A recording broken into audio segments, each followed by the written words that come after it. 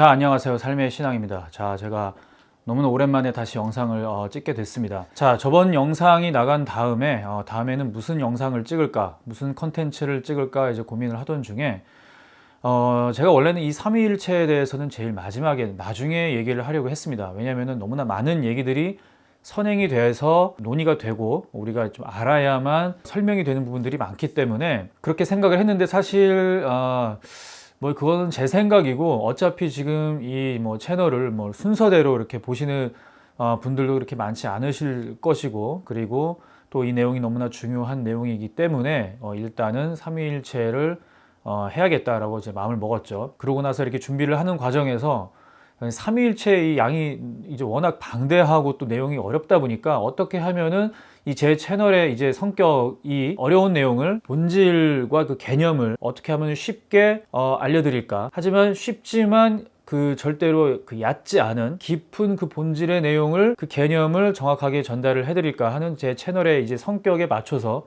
삼위일체에 대해서 필요한 내용을 하나씩 여러분들께 이제 말씀을 드리려고 합니다. 자, 그래서 오늘은 이 삼위일체에 대한 내용의 첫 영상이 되겠습니다.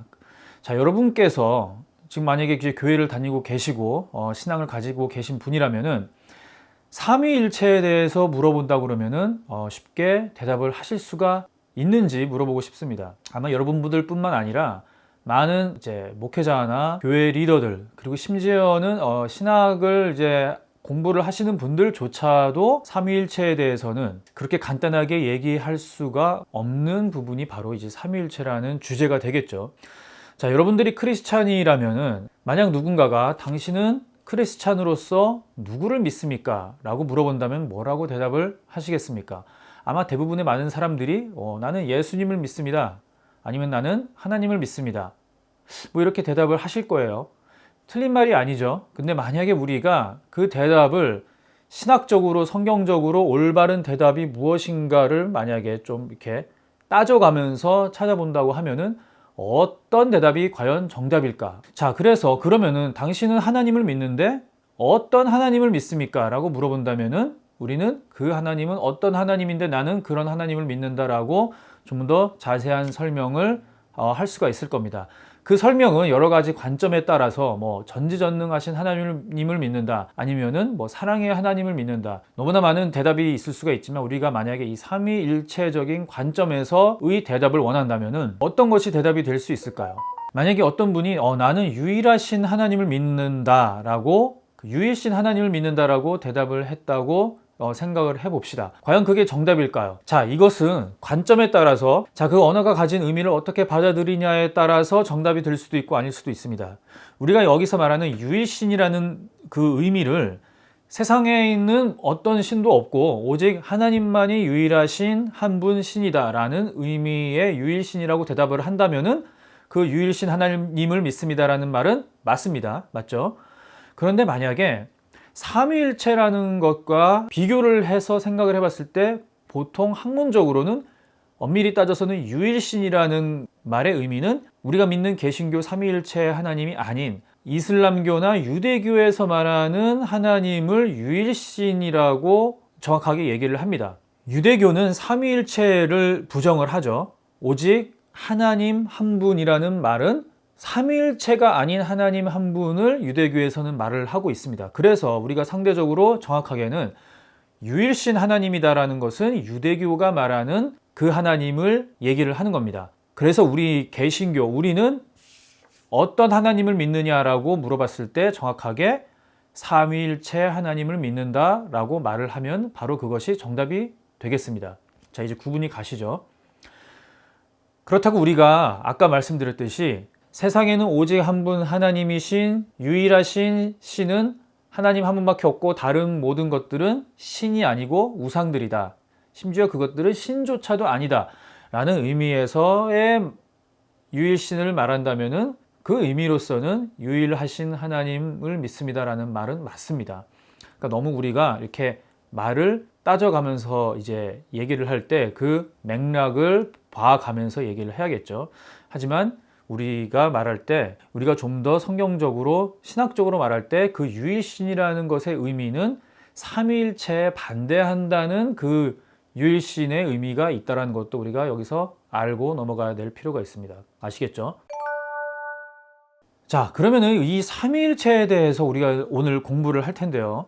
삼위일체는 아까 말씀드렸듯이 너무나 방대하죠. 그렇기 때문에 제가 이 채널에서 모든 삼위일체에 대한 신학적인 그 내용을 속속들이 다 알려드리지는 않을 겁니다. 아마 뭐 제일 뒤쪽에 좀 이제 그 여러 가지의 신학적인 것들을 다룰 수는 있겠죠. 하지만 제 채널의 이제 특징대로 무엇보다도 더 본질적이고 그 개념을 정확하게 알고자 하는 이 영상, 저의 채널의 특징에 따라서 대부분의 많은 성도들이 반드시 알아야 할 그 본질적인 내용, 본질적인 개념을 중심으로 먼저 설명을 드릴 겁니다. 그리고 아울러 말하면은 여러분들께서는 이런 설명을 어디 가서도 제대로 정리된 거를 정말로 듣기가 힘들 것이라고 저는 자부를 합니다. 그렇다고 이게 무슨 어떤 이단에서 나오는 그런 이상한 새로운 전혀 그런 내용이 아닙니다. 전부 다 신학적인 책, 권위 있는 책에 있는 내용이고 신학교에서 또 다 배우는 내용입니다. 그것들을 제가 다 잘 정리를 해서 그 본질적인 핵심을 마치 공식처럼 만들어내는 거죠. 정리해내는 것이죠. 여러분들께서 이 삼위일체에 대해서 많은 분들이 제대로 설명을 못하시고 교회에서도 사실 목사님들이 제대로 설명을 못 해주고 계시는 부분들이 너무나 많죠. 왜? 사실 어렵습니다. 잘 정리도 안 되고. 그리고 더 중요한 것은 이 필요성에 대해서 잘 모르고 간과하시기 때문에 더더군다나 삼위일체에 대해서 강조를 안 하고 있는 부분이 많습니다. 자, 예를 들어서 대충 우리가 알고 있는 예수님도 하나님이고 하나님도 예수님인데 굳이 뭐 하나님, 예수님, 특히 성령님 이걸 꼭 굳이 구별을 해서 얘기를 할 필요가 있는가라고 대부분 생각을 하죠. 우리가 성경을 읽을 때도 예수님, 또 우리가 설교를 하고 말을 할 때도 예수님의 사랑, 하나님의 사랑 특별히 구분을 해야 할 필요가 있을까? 우리가 별로 그렇게 그다지 구별을 안 하고 구분을 안 하고 성경을 듣고 말씀을 듣고 설교를 듣고 우리가 생각을 하고 있습니다. 그런데 중요한 것은 우리가 정말로 신앙이 깊어지고 성경을 제대로 알아가면서 신앙생활을 해야 된다고 봤을 때 이 삼위일체에 대해서 간과하고 모르고 계속 신앙생활을 한다고 하면은 사실 여러분들은 제대로 신앙생활을 할 수가 없는 어떤 순간에 봉착할 수도 있습니다. 자, 이 뜻은 삼위일체에 대해서 제대로 이렇게 학문적으로 신학적으로 모르면은 제대로 못 믿고 천국에 못 가는 것이냐라고 물어본다면 그건 아닙니다. 제가 누누이 말하듯이 신학이 우리를 구원을 하는 것은 아닙니다. 신학을 몰라도 우리가 제대로 하나님을 믿고 구원을 받을 수가 있죠. 하지만 신학은 제대로 된 신앙을 가지고 신앙생활을 하기 위한 가이드로서 너무나 필요한 경우가 많습니다. 신학이 없어도 제대로 된 신앙을 가질 수가 있지만 사탄은 늘 우리를 많은 퀘스천과 많은 세상의 생각들, 세상의 질문들로 유혹을 하죠. 그런 유혹에서 무엇이 바른 길인지를 올바로 구별하고 영적 분별을 하기 위해서는 이 성경의 가이드가 반드시 필요한 것이죠. 만약에 그것이 아니라면 하나님은 성경책을 주지도 않으셨을 겁니다. 그냥 성령을 통해서 모든 것을 우리로 하여금 깨닫고 영적으로 알게끔 하실 것이다 라고 하고 말았겠죠. 하지만 성경이라는 이 글자로 된 책을 우리에게 주신 이유는 우리가 그것을 읽으면서 성령의 조명을 통해서도 우리가 그것을 깨달을 수 있지만 그 성경에 대해서 이제까지 수천 년, 수백 년 동안 이제까지 쌓여온 많은 지식적인 또 경험적인 그런 유산들이 우리에게 또 가이드로서 작용을 해야 될 필요가 있는 것이죠. 그렇기 때문에 신학이 우리를 구원을 하는 것이 아니지만 우리는 이 복잡한 세상에서 올바른 신앙생활을 하기 위한 가이드로서 무엇이 바른 신학이고 무엇이 올바른 성경적인 해석인지를 알아야 할 필요가 있다는 것이죠.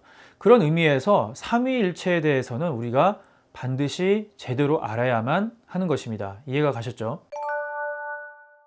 자, 그럼 이제부터 오늘의 주제인 하나님의 영광에 대해서 말씀을 드리도록 하겠습니다. 자, 먼저 삼위일체를 얘기를 하는데 왜 하나님의 영광이라는 것을 가장 처음 이제 얘기를 하게 되는가? 여기에 대해서 많은 분들이 어떻게 보면은 의문을 가지실 수가 있을 겁니다. 자, 여러분뿐만 아니라 세상의 어느 삼위일체를 설명을 하는 뭐 책이든 강의든 영상 이런 것들에서 하나님의 영광이라는 부분으로 시작하는 분들이 그렇게 많지는 않을 것이라고 생각을 합니다. 그런데 여러분께서 저의 이 삼위일체에 대한 영상을 앞으로 계속 쭉 보시다 보면은 얼마나 이 하나님의 영광이라는 것이 삼위일체의 본질에 너무너무나 중요한 내용이라는 것을 이해를 하실 수 있게 될 겁니다. 자, 우리가 하나님의 영광이라는 말을 이제 했을 때 일단은 먼저 짚고 넘어가야 될 부분이 이 영광이라는 단어입니다. 한글로는 이 영광이라는 단어가 많은 곳에 쓰이기 때문에 어떻게 보면 우리가 이해하는데 좀 모호한 경우가 있어요. 예를 들어서 우리가 보통 영광이라는 단어의 뜻이 뭐죠? 라고 물어보면은 예를 들어서 저희가 무슨 귀한 사람이나 유명한 사람을 만났을 때 이렇게 악수를 하면서 만나 뵙게 돼서 영광입니다. 이런 말을 쓰죠. 아니면은 가문의 영광이다. 어디에 나가서 수상 같은 것을 했을 때 이런 영광스러운 자리에 제가 수상을 하게 돼서 너무나 감사합니다. 이런 대답을 합니다. 그런데 여기서 제가 예를 든 이 영광이라는 단어는 영어로 굳이 말한다면 honor에 가깝습니다. 그런데 성경에서 말하는 제가 말하는 영광은 glory죠. 이 glory하고 그 honor라는 그 영광의 뜻은 겹치는 부분이 있기도 있습니다. 하지만 다르죠. 그렇기 때문에 우리가 보통 말하는 한국말의 영광, 만나 뵙게 돼서 영광입니다 라는 이 영광은 이제 honor에 가까운 뜻이고, 이 성경에서 말하는 하나님의 영광은 glory라는 영어 단어의 뜻입니다. 자, 그럼 그 glory는 무슨 말이냐? 결론부터 말씀드리면은 이 성경에서 말하는 하나님의 영광이라는 이 영광은 하나님의 속성을 드러내는 어떤 것이라고 우리가 정의를 내려서 기억을 하면 됩니다. 다시 한번 설명드리겠습니다. 성경에서 말하는 하나님의 영광, 성경에서 말하는 이 신적인 영광의 의미는 하나님을 드러내는 어떤 것입니다. 하나님의 속성을 드러내는 하나님의 모습, 하나님의 어떤 것을 드러내는 그 어떤 것이라고 보면 됩니다. 자, 우리가 성경을 읽을 때 이 하나님의 영광, 이 영광이라는 단어를 사실은 상당히 많이 접하는데 우리가 그 영광이라는 단어를 잘 모르고 그냥 읽으면서 습관적으로 지나가는 경우가 너무나 많죠. 영광, 그냥 아는 단어야. 그러면서 이렇게 습관적으로 지나가는데 그 의미가 정말로 가진 내용을 모르고 있기 때문에 그냥 그 의미를 간과하고 넘어가 버리는 것이죠. 자, 예를 들어서 로마서 8장 21절에 하나님의 자녀들의 영광의 자유에 이르는 것이라는 표현이 있습니다. 영광의 자유에 이르는 것, 하나님의 자녀들이 영광의 자유에 이르는 것. 여기도 영광이라는 말이 나오는데 여기서 영광이라는 말이 왜 나왔죠? 이 전체를 해석을 해보세요 라고 물어본다면은 영광이라는 단어, 영광의 자유에 이르는 것, 쉽게 설명할 수 있나요? 또 다른 예로는 예를 들어서 에베소서 1장 18절에 그 기업의 영광의 풍성함 이라는 표현이 나오는데 그 기업의 영광의 풍성함, 여기서 영광의 풍성함이란 또 무슨 의미를 가지고 있을까? 또 다른 예로 베드로전서 1장 8절에 말할 수 없는 영광스러운 즐거움으로 기뻐하노니, 말할 수 없는 즐거움도 아니고 말할 수 없는 기쁨도 아니고 말할 수 없는 영광스러운 즐거움. 이 영광스러운 즐거움이 뭘까? 알듯 말듯 하지만 딱 말로 설명을 해봐라 그러면 애매하죠. 또 대표적으로 우리가 좀 많이 알고 있는 요한복음 7장 39절에 예수님께서 아직 영광을 받지 아니하셨으므로 라는 말이 나옵니다. 우리가 사실 이 부분은 많이 들었기 때문에 그 의미는 압니다. 예수님께서 영광을 아직 받지 아니하셨으므로는 예수님께서 아직 십자가에서 돌아가시는 그 일이 있기 전이므로 라는 뜻으로는 우리가 압니다. 근데 왜 그것을 예수님께서 십자가에 돌아가시는 것을 왜 예수님께서 영광을 받지 아니하셨으므로 라는 표현을 썼을까요? 아시는 분 계시겠죠. 그런데 대부분들은 잘 그것을 정확하게 설명을 하지 못하실 겁니다. 자, 또 하나의 예가 있죠. 장로교에서는 우리가 세례를 이제 받기 전에 소요리 문답 이런 것들을 하는데 그 중에서 웨스트민스터 요리 문답이라는 게 있습니다. 이것은 우리의 신학적인 기초에 대해서 많은 질문과 이제 대답을 하는 그 내용을 통해서 무엇이 올바른 신앙인가, 무엇이 올바른 교리인가를 알려주는 그런 내용이죠. 거기에 가장 첫 번째 질문이 사람의 제일 되는 목적은 무엇인가라는 질문입니다. 거기에 대한 대답은 사람이 제일 되는 목적은 하나님을 영화롭게 하는 것과 영원토록 그를 즐거워하는 것이다. 자, 여기에서 사람의 제일 된 목적은 하나님을 영화롭게 하는 것이라고 얘기를 하고 있습니다.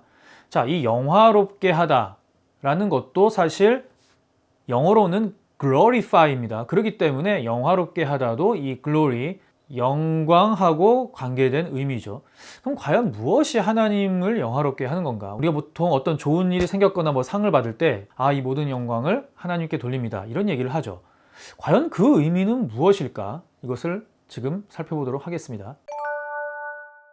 자, 예를 들어서요, 구약의 출애굽기에 보면은 하나님께서 이제 시내산에 강림을 하실 때 그 어떤 묘사가 큰 우레와 같은 소리, 천둥 소리 같은 것이 나고, 그 다음에 구름 같은 것들이 이제 가득하다거나, 아니면은 성막이 이제 지어진 다음에 하나님의 영광이 이제 성막 안에 이제 성소에 임재하게 되실 때, 그때도 그 안에 구름과 같은 것들이 이제 가득했다. 아니면은 하나님의 임재가 어떤 빛과 같은 그런 것으로 묘사가 되는 경우도 있죠. 자, 이런 식으로 하나님의 존재가 눈에 가시적으로 보이는 것으로 나타나는 것을 현현이라는 이제 표현을 쓰기도 합니다. 영어로는 데오파니라고 하기도 하죠. 이것은 하나님의 가시적인 현현, 하나님 모습이 눈에 보이는 어떤 것으로 대체돼서 상징적으로 나타났다라고 얘기를 하는 것이죠. 그 말은 그 빛이 직접 하나님은 아니고, 그 구름이 직접 하나님은 아니고, 그 소리가 직접 하나님은 아니지만, 마치 하나님이 계신 것을 그런 인간이 볼 수 있는 어떤 가시적인, 아니면 뭐 들리는 소리, 이런 것들을 통해서 나타난 것이죠. 자, 그래서 그것을 하나님의 영광이라고 성경은 표현을 하고 있습니다.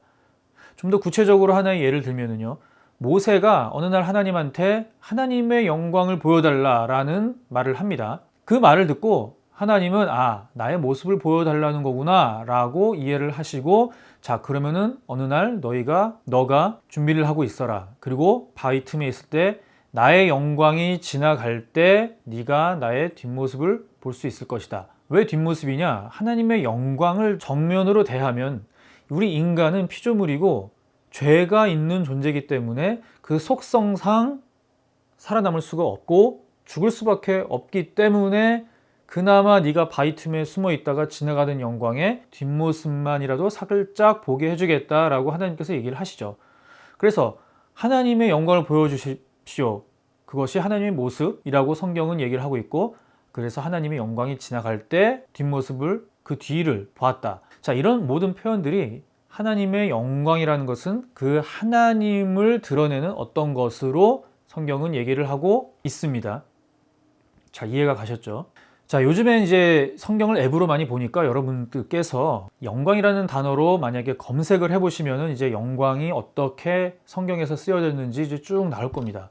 너무나 많은 부분들이 아마 잘 이해가 안 될 거예요. 하지만 여러분께서 제 지금의 설명을 듣고 특히 구약에서의 이 성경 구절들을 보시면은 이 무슨 말인지 조금 이해가 가실 겁니다. 자, 지금은 이 영광이 눈으로 어떻게 보이는, 사람의 오감으로 알 수 있는 소리나 어떤 진동, 이런 것으로 알 수 있는 것으로 하나님의 모습이 드러나는 것을 얘기를 했는데요. 자, 그 부분에 대해서 이 로이드 존스라는 이 유명한 신학자는 하나님의 능력이나 하나님의 사랑이나 하나님의 긍휼이나 또한 하나님의 지혜, 이런 것들을 통해서도 하나님의 속성이 드러나고 그것은 곧 하나님의 임재와 동일하다라는 표현을 씁니다. 자, 이게 무슨 뜻이냐? 잘 들어보세요. 하나님의 능력이라는 것이 있습니다. 만약에. 근데 하나님의 능력을 우리가 어떻게 할 수 있죠? 하나님은 전지전능하다. 자, 그 사실은 하나님이 갖고 계신 그 속성과 본질이죠. 그런데 우리가 그것을 알기 위해서는 어떠한 사건, 어떠한 행동, 그 어떠한 것을 통해서 그 하나님의 전지전능하심과 능력이 드러나야 합니다. 이해가 가셨죠? 하나님은 우리가 주권자라고 얘기를 합니다. 그 주권자적인 통치권, 그 주권이라는 것은 눈에 보이지가 않죠. 자, 그 주권이 뭐냐? 주인된 권리, 권위와 통치권, 뭐 이런 것을 얘기를 하죠.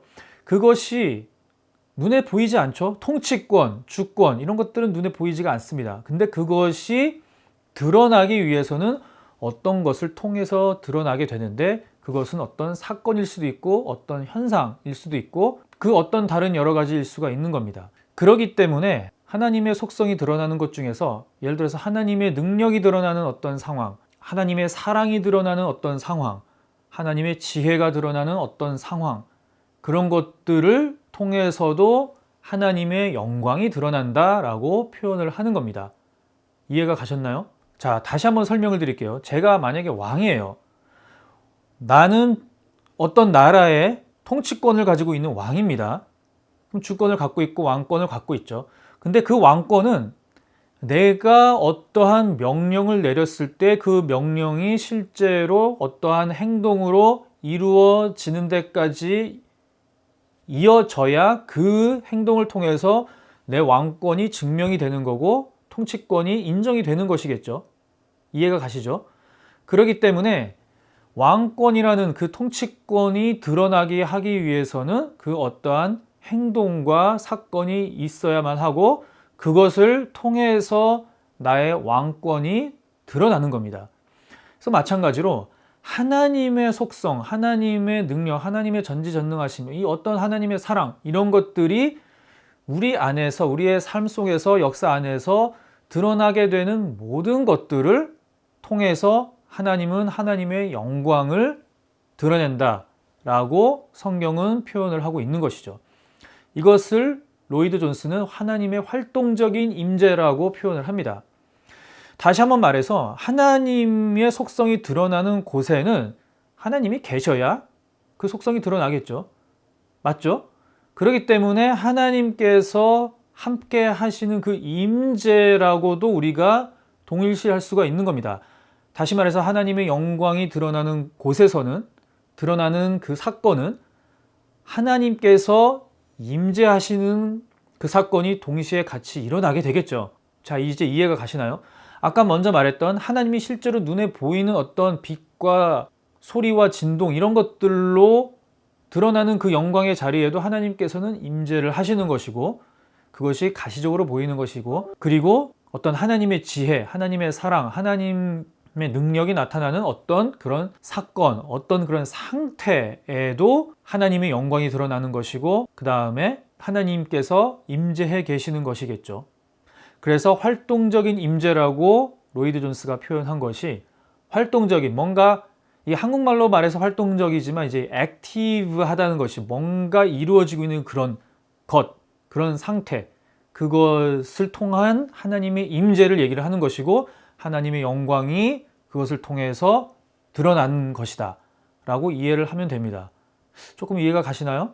자, 그래서 다시 한번 정리하면 하나님의 영광은 하나님을 드러내는 어떤 것인데 굳이 말하자면 두 가지로 나누면 눈에 보이는 것과 보이지 않는 것 이렇게 두 개로 나눈다고 볼 수가 있습니다. 눈에 보이는 것을 우리는 가시적인 현현이라고 얘기를 해서 예를 들어서 빛이나 구름이나 천둥, 소리 뭐 이런 것들, 진동 이런 것들로 우리가 성경 안에서 볼 수 있는 하나님의 임재 그것을 하나님의 영광이라고 표현을 하고 또 눈에 보이지 않는 어떤 것 그런 어떤 사건, 상태 하나님의 사랑, 하나님의 능력, 하나님의 지혜 이런 것들을 통해서 하나님의 모습이 하나님의 속성이 하나님의 임재가 드러나는 것을 또 우리는 하나님의 영광이라고 부르는 것이죠. 이해가 가셨죠? 자, 이 앞서 말씀드린 대로 이 honor라는 의미하고 요 하나님의 모습을 드러내는 이 영광이라는 단어를 연결하기 위해서는 우리가 영광의 수여라는 그 개념을 조금 알아야 됩니다. 이거 뭐 어렵게 말해서 영광의 수여인데 이 영광이라는 거 수여, 내가 어떤 것을 누구한테 준다라는 그 수여의 의미 있죠. 상장 수여할 때 그 수여, 훈장 수여할 때 그 수여인데 이 영광이라는 것은 수여할 수 있는 어떤 개념을 성경이 말을 하고 있습니다. 자, 여기에서 우리가 반드시 알아야 할 게 이 영광이라는 것은 사실 원초적으로는 하나님으로부터밖에 나올 수가 없는 겁니다. 하나님께서 내 영광을 다른 사람에게 주지 않겠다라고 말씀하신 것처럼 이 모든 영광이라는 것은 하나님으로부터밖에는 나오지 않습니다. 그 소스가 오직 하나님이라는 것이죠. 하나님으로부터의 영광만 세상에 존재하는 겁니다. 자, 우리가 그 사실을 이제 받아들인다면은 우리 인간이 가지고 있는 어떠한 그런 영광스러운 것도 사실은 하나님으로부터 왔다라고 우리가 생각을 해야 된다는 것이죠. 그렇기 때문에 우리가 하나님께 영광을 돌린다라는 말에 그 돌린다라는 말이 여기에서 이제 이해가 되는 겁니다. 내가 하나님으로 맡은 이 영광을 하나님께 다시 돌려드린다라는 말입니다. 내가 사람들로 받는 이 추앙과 축하를 반사해서 하나님한테 거울처럼 해갖고 하나님한테 드리는 것이 아니라 사실 이 모든 것이 하나님으로부터 왔음을 인정하는 그것을 다시 하나님한테 돌려드린다라는 말이 정확하게 하나님께 영광을 돌려드린다라는 말의 의미가 되겠습니다. 이 말은 이해가 가시죠? 하나님으로부터 왔기 때문에 다 하나님으로부터 돌려드리는 것이죠. 그런 의미로의 영광이라는 것은 하나님의 속성을 드러내는 어떤 것이지만 그것을 하나님은 다른 사람한테 주기도 합니다. 자, 이 부분이 정말 중요한 겁니다. 이 부분이 영광의 수여라는 이 개념이 정말로 중요한 겁니다. 자, 대표적인 한 예로 신약에 있는 성경 구절 하나를 보겠습니다. 자, 이 영광이라는 개념은 구약에도 많이 나오지만 사실 신약에서 예수님에 대해서 말을 하는 경우를 잘 우리가 공부를 하면은 또 이해를 하기가 쉽습니다. 요한복음 17장 22절에는 이런 말이 나옵니다. 예수님께서 하나님한테 기도를 하는 내용입니다. 예수님께서 십자가에 달리시기 전에 하나님께 드리는 마지막 기도의 내용인데 여기에 어떤 내용이 있냐면은 17절에 하나님께서 내게 주신 영광을 내가 그들에게 주었사오니, 여기서 말하는 그들은 성도들을 얘기합니다. 하나님께서 택하셔서 하나님 안에서 우리와 함께 된 그 성도들을 얘기를 하죠. 이 앞부분의 내용을 쭉 보면은 그 내용을 알 수가 있습니다. 하나님께서 내게 주신 영광을 내가 그들에게 주었사오니 이는 우리가 하나가 된 것 같이 그들도 하나가 되게 하려 함이다 라는 말이 나옵니다. 자, 이 뒷부분 이제 삼위일체 얘기할 때 설명을 드릴 것이고요. 일단은 하나님께서 내게 주신 영광을 내가 그들에게 주었다라는 표현이 있는데 이 말이 바로 제가 말씀드린 영광의 수여입니다. 이 영광은 하나님으로부터 온 것이고 예수님께서 그 하나님의 속성, 하나님의 드러나심, 하나님의 그것을 예수님께서 받으신 것이고 또 그것을 우리 인간에게 그 영광을 주었다고 예수님께서 말을 하고 있습니다. 여기서 말하는 영광은 아까 말한 그 아너의 의미가 아니겠죠. 그죠? 축하드립니다 하는 그런 박수 짝짝짝 하는 그런 영광을 이렇게 주고받고 해서 내가 그 영광을 너에게 주었다. 이렇게는 해석이 잘 안 됩니다. 그래서 여기서 말하는 영광은 하나님께서 하나님의 그 속성, 그 본질을 예수님께서 수여받으셨고 그것을 예수님께서는 또 우리에게 주셨다라는 의미가 됩니다. 자, 그것이 정말로 무엇을 의미하는지는 이제 설명을 드릴 것이고 일단은 지금은 이 영광은 이렇게 수여할 수 있다, 옮겨질 수 있다라는 것을 기억을 해 두십시오. 그리고 결론부터 말씀드리면은 이것은 성령님을 통해서만 가능합니다. 자, 어떻게 이게 연결이 되는지 이제 궁금하시죠? 자, 여기까지는 이해가 가셨죠? 자, 그럼 우리가 이제까지 배웠던 내용을 가지고 아까 잠깐 예로 들었던 잘 이해하기 힘든 성경 구절을 한번 해석을 다시 한번 해보도록 하겠습니다. 아까 예를 들었던 로마서 8장 21절에 하나님의 자녀들의 영광의 자유에 이르는 것이라는 표현에서 하나님의 자녀들의 영광의 자유, 영광의 자유를 우리가 배운 내용으로 보면은 하나님의 속성이 드러나는 어떤 그런 자유가 되겠죠. 아니면 하나님이 임재 가운데 있는 그런 자유에 이르는 것입니다. 그러니까 하나님의 자녀들이 그런 하나님의 속성이 드러나는 하나님의 임재가 있는 그런 자유에 이르는 것이라고 우리가 해석을 할 수가 있습니다. 이 로마서 8장의 내용을 보면은 그 앞의 내용이 썩어짐의 종노릇을 하는 것에서 벗어나서 하나님의 자녀의 영광의 자유에 이르는 것, 이렇게 대조가 되기 때문에 좀 더 그 의미를 명확하게 우리가 알 수가 있는 것이죠. 그리고 베드로전서 1장 8절에 말할 수 없는 영광스러운 즐거움으로 기뻐한다라는 말은 영광스러운 즐거움, 사실 이거는 이제 영어 성경을 봐야 되는데 full of glory라고 되어 있습니다. rejoice with joy 한 다음에 full of glory, 그러니까 하나님의 속성과 하나님의 임재와 하나님의 어떤 그런 드러나는 그런 것으로 가득한 즐거움이라고 우리가 설명을 할 수 있겠죠. 자, 이런 식으로 우리가 해석을 할 수 있습니다. 자, 오늘 제가 말씀드린 이 짧은 영상으로 지금 이 영광의 의미를 완전하게 이해는 지금 하실 수 없습니다. 그래서 다음 영상에 이제 이 영광이라는 것과 삼위일체가 어떻게 연결이 되는가를 설명을 하면서 이 영광에 대해서도 같이 더 깊고 풍성하게 알아보도록 하겠습니다. 자, 여러분 어디 가서도 이런 얘기를 듣기가 쉽지가 않습니다. 그래서 반드시 제 영상 알림 설정 해주셔서 다음 영상 놓치지 마시고 봐주시기 바랍니다. 감사합니다.